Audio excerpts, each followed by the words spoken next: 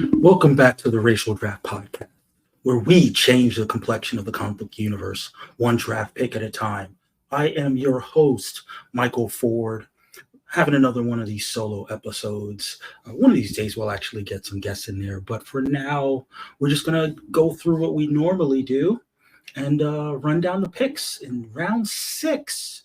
6 of 12. We are at the halfway point of this season draft. And like I said, let's just get right into it. Starting off round six was the Native American delegation, who've had pretty strong showing so far. They ended the last round by drafting Sue Storm. So they started the new round by drafting Johnny Storm. Makes sense, brothers, sisters. Storm could be a Native American last name for sure. Obviously, there's the whole blonde hair of it all, which does lend itself to people imagining them as white. And that's unfortunate because there's actually nothing in Johnny Storm's personality that suggests that he has to be a white guy. But that's just my opinion on matters. From the perspective of the people, though, the people were pretty negative on it. Unfortunately, they were 40%. 40% approval rating, 20% strongly approve, and 20% somewhat approve, with 40% somewhat disapprove of Native American Johnny Storm, and 20%, full 20%, strongly disapproving of the pick. Like I said before, a little disappointing because, I don't think, whiteness is a necessary component of the Fantastic Four story. But if you feel otherwise, feel free to hit us up on all the various platforms. Racial Draft Pod on Twitter, racial.draft on Instagram and Threads. You can also email us at racialdraftpodcast@gmail.com. We'd love to hear some of your long form thoughts about the picks, any of the picks thus far, but especially in the past couple of rounds. We move ahead from one pick to another, and that's the Latinx delegation. They selected Natasha Romanoff, Black Widow. I know that this is a pick that they've made in the past. I believe that they're, without getting into the full-on backstory, her being Cuban, particularly, during the time of the Cold War, there were Cubans who did live in Russia. So the idea of, Natasha being a Cuban who was raised by a Russian family to then be placed back into the West is a way that the story could definitely be modified to accommodate a Latina Black Widow. So, I would imagine that that's probably what they're going for with the story. And to that end, it's very creative. There was also a fan cast of Ana de Armas as Black Widow, and you may remember that she's going to be playing a Black Widow-esque character in the Ballerina, I think that's what it's called, John Wick spinoff. So suffice it to say, maybe in a subsequent season, there'll be even more positive viewpoint of the idea of Ana de Armas and the Cuban Black Widow. However, also disappointing this time out, as they are only at 55% approval rating for Latina Black Widow. 44.4 strongly approve, 11.1 somewhat approve, 33.3 somewhat disapprove, and 11.1% racist. With respect to the fan cast, even lower, shockingly, 44.6% approving of that pick, with 54.6. And yet 45.5 strongly approved, 9.1 somewhat approve, 18.2 somewhat disapprove, and 27.3%, more than a quarter of y'all, strongly disapproved of the casting. Again, another situation where I'd love to hear people's thoughts behind this. I should have mentioned before that there are a number of places that you can cast your approval votes. The favorite is racialdraft.com. That's the main website, the hub, if you were, if you will, rather, so that you can sort of see all the picks, all of the polls, and scroll through the history of the racial draft. You can also find us on the various social medias. Like I said, there's polls on Twitter, and there are also polls on Threads. So you can vote in the three places. You can, yeah, all three slots. So we will move on from the 52nd pick in this season to the 53rd, and this one hopefully will be one of the more popular picks because it's been talked about for a while now, and that's the Black delegation who selected Rogue.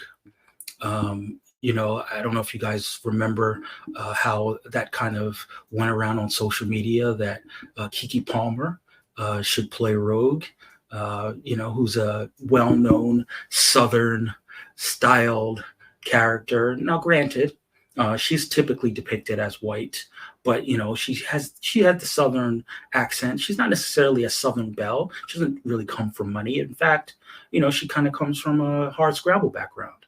So, perhaps it wouldn't take too much to reimagine her as a Black woman from the South, who, let's be honest, some of her proportions do sort of lend itself to us thinking about Rogue a little bit. It's a little bit of a brick house, if you catch my drift.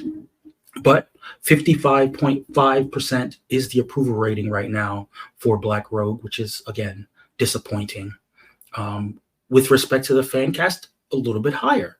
The fan cast is sitting currently at 62.5%. Still a little lower than I expected, but obviously higher than for the pick generally. So go ahead, listeners, if you are still within earshot and you have access to the different platforms, go ahead and cast your vote, particularly on the website and on Twitter, if you approve of Black Rogue as depicted by Keke Palmer. We will keep it moving from there, from one Black character to another in a manner of speaking. Black Canary. This is definitely the Black round. Black Canary from the Jewish delegation. There's not too much to say about this character. The character is traditionally been depicted as a white presenting, with blonde hair. Obviously, there are Jewish people who have blonde hair. There's really nothing specifically, Gentile, if you will, about Black Canary. So, I can't imagine that there would be a lot of reason to disapprove of Jewish Black Canary, but to my chagrin, there has been disapproval. 62.5 approving of this pick, with all 62.5 strongly approving, but there's 25% somewhat disapproving and 12.5% strongly disapproving, which I can only attribute to anti-Semitism. It is quite the shame. Quite the shame. We move on from one Black character to another Black character, and that would be Black Cat. Black Cat was drafted by the Southeast Asian delegation, and I can understand, as we've said before, when you have a character that's been traditionally depicted as white, you get a little bit of pushback. Obviously, the white hair is not something that you normally imagine for, let's be clear here. She's probably dyeing that hair. It's not naturally occurring white hair. So, Felicia Hardy is a cat burglar. There's no reason that a cat burglar can only come from a Eurocentric background. I think that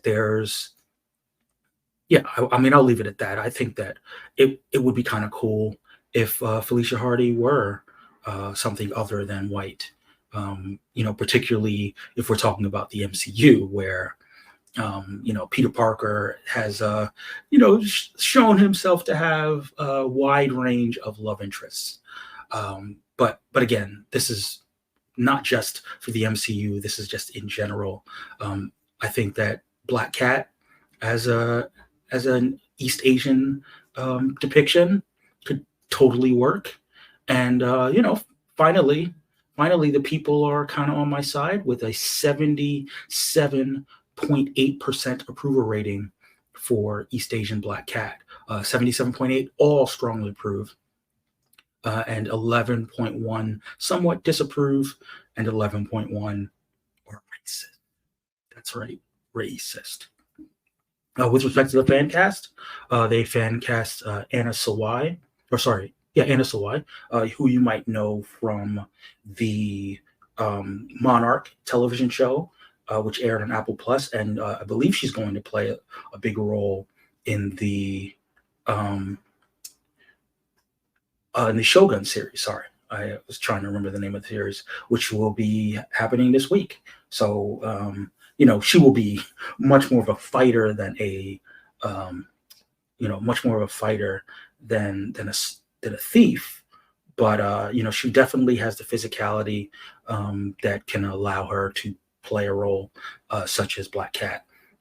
And again, high point approval, 87.5% approval rating for Anna Sawai as Black Cat. 75% strongly approve, 12.5 somewhat approve, and 12.5 somewhat disapprove. And again, if you have opinions about the pick, go ahead to our various places and cast your vote, cast your approval or disapproval, as it were, of the picks. Our run of Black characters has probably come to an end, in a manner of speaking, I suppose, because the multiracial delegation has brought us a character who has been depicted as both white and Black, thus perfectly fitting within, as a famous rapper singer once said, got a light-skinned friend look like Jessica Drew, and got a dark-skinned friend that looks like Jessica Drew. Yes, Jessica Drew, Spider-Woman, drafted by the multiracial delegation.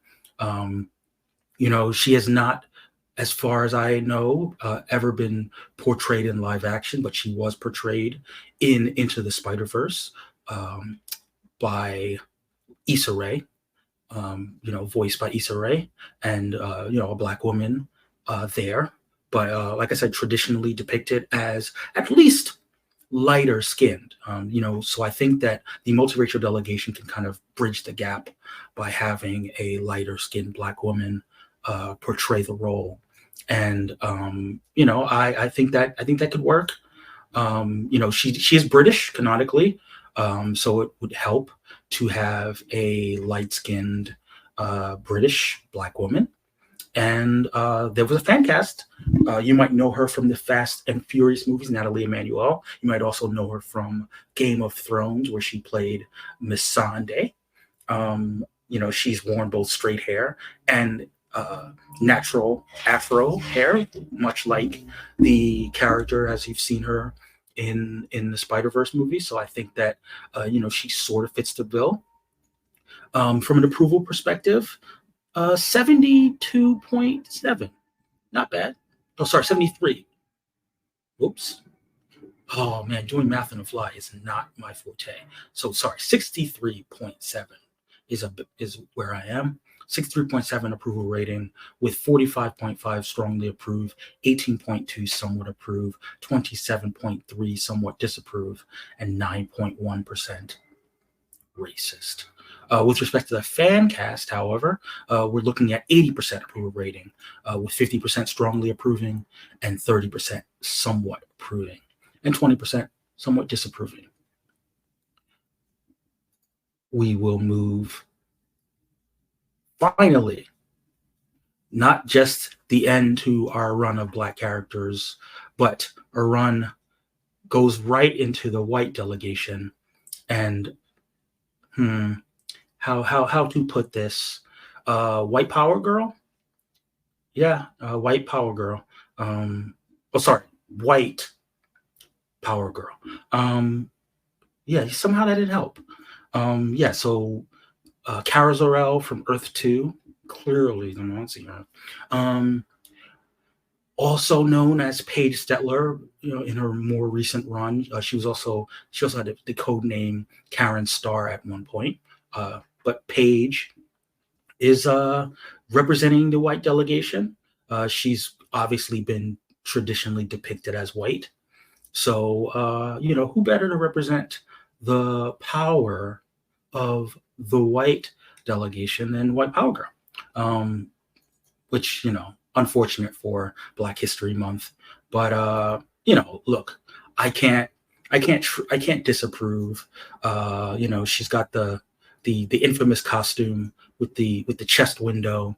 Very popular character, and I mean, she has been depicted that way. And jokes aside, yeah, there's not really too much of a reason to disapprove of Power Girl staying white. So, those of you who have different political proclivities than me might want to jump in there and cast your vote for White Power Girl. It might be the only time that Twitter uses their algorithm to elevate one of our racial draft picks. 80% approval rating for White Power Girl, which was a little, again, on Elon's Twitter, I expected higher, honestly. We move on from White Power Girl to the Swana delegation, a character who has also been traditionally depicted as white, but now racially bent to brown. Let's find out whether the people agree. But that is Donna Troy. You might also know her as Wonder Girl. You might also know her as Troya. She's had a very interesting. We could take a moment out and talk about her sort of interesting run through the comics. Wonder Woman herself has kind of had a convoluted run in terms of her origin, whether she was born of man or born from clay.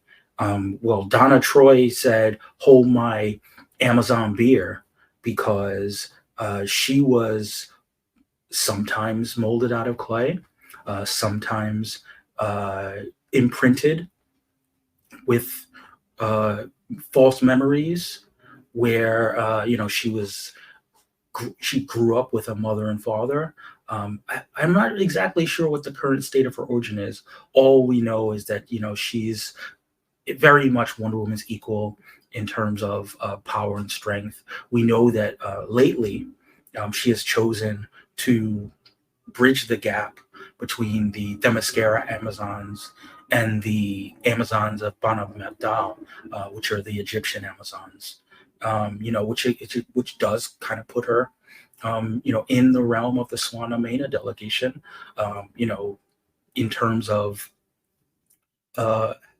maybe better being depicted as brown, as from that, phenotypically at least, if not historically, from that part of the world, from the Middle East, North African, Southwest Asian part of the world.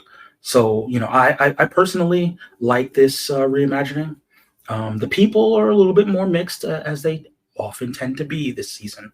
71.4% approval rating for Swana Donna, as it were, with 57.1 strongly approve, 14.3 somewhat approve, 14.3 somewhat disapprove, and 14.3 racist.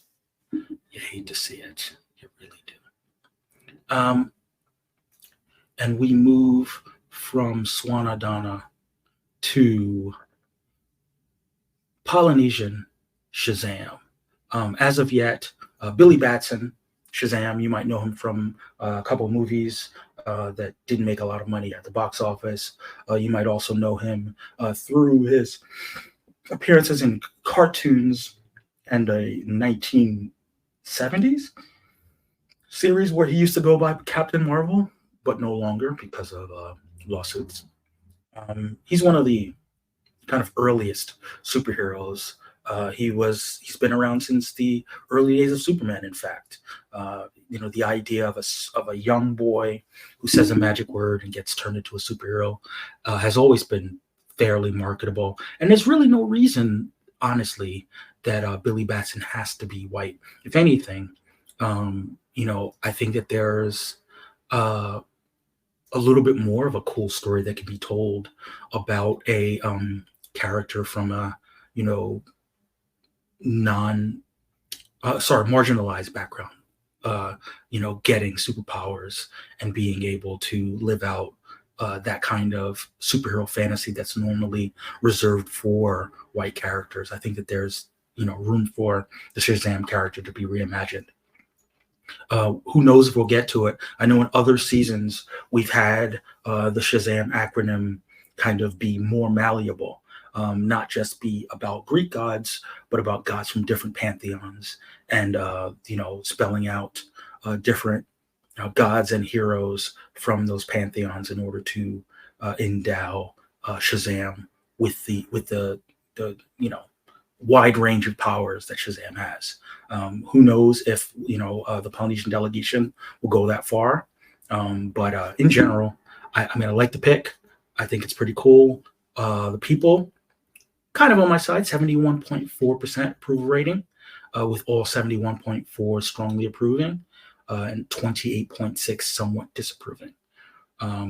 So yeah, I'm very curious about whether that gets fleshed out. Might as well, because it would be a kind of cool story. But listeners, feel free, if you disagree, to go ahead and hit up the site and the Twitters, and let us know whether you approve or disapprove of the pick. And that brings us to the final pick of the round, a character who is about to get her first movie in live action. It's not who you think. Cassandra Webb, aka Madam Web.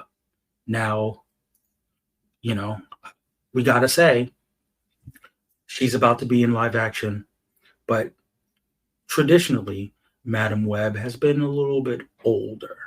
Now, I do have my theories about whether they'll age up Madam Web at some point, so that she kind of is visually like her comic book counterpart. But Hollywood ageism being what it is, maybe she doesn't get aged all the way up to sort of, kind of similar to how Aunt May is in the comics much older than the 50-something Aunt May that we got in the MCU. I could definitely see that being kind of the middle ground for where Madam Web goes. And to that end, there was a fan cast from this delegation, the South Asian delegation who drafted Madam Web. They picked Padma Lakshmi, who I believe is in that age range. Looks great for her age, so she could play younger her and older her, based on how youthful her visage is. As far as the approval rating for the pick, we are looking at 83.3% approval rating for South Asian Madam Web, Cassandra Webb. I should have said her full name. And for the fan cast, a little bit lower, 62.5% approval rating for the fan cast. But again, I think it's a well-placed fan cast, because we've seen her. We're going to see her depicted much younger in the movies than she has been traditionally depicted in the comics. But I think it's important for at the very least middle-aged representation from an age perspective, if not more elderly representation. So, I like this fan cast, even if the people might feel otherwise. Let us know. Let us know how you feel about Madam Web, as depicted by Padma Lakshmi. So that was quick. I quickly ran through the picks of the round. I might as well talk a little bit about what went down last season. Last week. I think I mentioned that the the challenge didn't go the white delegation's way, which means in Black History Month it went the black delegation's way. They did in fact get T'Challa home. So go ahead and continue to monitor that. Unfortunately, the approval poll for that has already closed by the time you hear this podcast. But they did submit a racial draft fan cast, obviously with a caveat, given that their real fan cast that they wanted was still Chadwick Boseman, who's no longer with us. But accepting that, because we only allow for living fan casts in our particular game, they went with Aldous Hodge, who you might know from playing Hawkman in the most recent Black Adam film. A lot of black representation this week. It's only fitting. It's Black History Month, so let the blacks out. Well, no, that doesn't sound right. But that might be the title of the episode. Let the blacks out. Let the blacks out. I mean, just let's try that out. But anyway, it's a quick show this week. Not a lot of conversation, not a lot of controversy, as it were. So we'll leave it there. We'll talk. We'll reconvene next week, and hopefully there'll be a little bit more excitement with the picks, and maybe we'll have some people to talk about both the current week's picks and some of their previous picks. I'd love to have some of the delegates on the show. So holler at your boy. In addition, I'll run down the other places that you can find us. If you're listening to us, then keep doing what you're doing. Keep subscribing. Keep downloading and listening to the podcast on your audio platforms. If you're watching me, good on you for putting up with my face for as long as you have. But subscribe, like, do all that stuff on YouTube. Share with your friends, all the good stuff. And of course, follow us on Instagram or Threads, Twitter, Facebook at Racial Draft Podcast. No, sorry, Racial Draft on Facebook. Where else? Oh, like I said, you can send us emails on Gmail. And yeah, those are really all the other places. I mean, we don't have a lot of Patreon rewards yet. We're going to probably bring that back either later in the season or next season. Shout out to the people who've made Patreon content for us in the past. Before we get back into that, you can find myself at MTFIII on Twitter. Don't try to find me anywhere else. But yeah, we'll leave it there. Until next time, all things are possible.